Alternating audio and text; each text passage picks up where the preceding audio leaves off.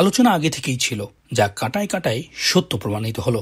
স্থানীয় সময় রোববার রাতে কানাডার রাজধানী অটোয়ায় লিবারেল পার্টির কনভেনশনে প্রায় 1.5 লাখ দলীয় ভোটারের মধ্যে অন্তত 86% সমর্থনে নতুন নেতা নির্বাচিত হন মার্ক কার্নি। দলীয় সদস্যদের জনরায়ে পাত্তাই পাননি প্রতিদ্বন্দ্বী ক্রিস্টিয়া ফ্রিল্যান্ড। নিয়ম অনুযায়ী দলীয় প্রধান হন প্রধানমন্ত্রী, তাই কয়েকদিনের মধ্যে নতুন মন্ত্রিসভা গঠন করে কাজ শুরু করবেন প্রখ্যাত এই অর্থনীতিবিদ। দায়িত্ব না নিতেই মার্কিন প্রেসিডেন্ট ডোনাল্ড ট্রাম্পের শুল্ক নীতির কড়া সমালোচনা করেছেন মার্ক কার্নি। বলেছেন, যুক্তরাষ্ট্রকে হারিয়ে দেবে তার দেশ, জয় হবে কানাডিয়ানদেরই। Donald Trump, as we know, has put, as the Prime Minister just said, unjustified tariffs on what we build, on what we sell, on how we make a living.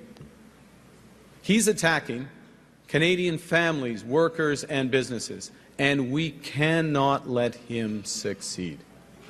Liberal পার্টিকে সরকার টিকিয়ে রাখতে হলে পার্লামেন্টে আগামী 24 মার্চের অধিবেশনে আস্থা ভোটে জিতে আসতে হবে, নয়তো দিতে হবে আগাম নির্বাচনের ঘোষণা।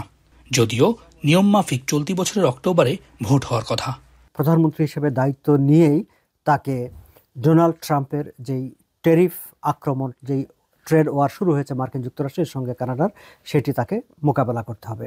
বিজ্ঞ হিসাবেই তিনি ডোনাল্ড ট্রাম্পের যেই সব পদক্ষেপ, সেই সব পদক্ষেপের ফলে যে সৃষ্ট যে পরিস্থিতি তৈরি হবে, সেগুলো তিনি মোকাবেলা করতে পারবেন। জাস্টিন ট্রুডোর সার্বিক সমর্থন পাচ্ছেন 59 বছর বয়সী মার্ক কার্নি। তিনি ট্রুডোর অর্থনৈতিক পরামর্শক হয়ে কাজ করেছেন, ছিলেন ব্যাংক অফ কানাডার গভর্নর, ব্যাংক অফ ইংল্যান্ডেরও নেতৃত্ব দিয়েছেন। সৈয়দ ইফতেখার, এখন কানাডা।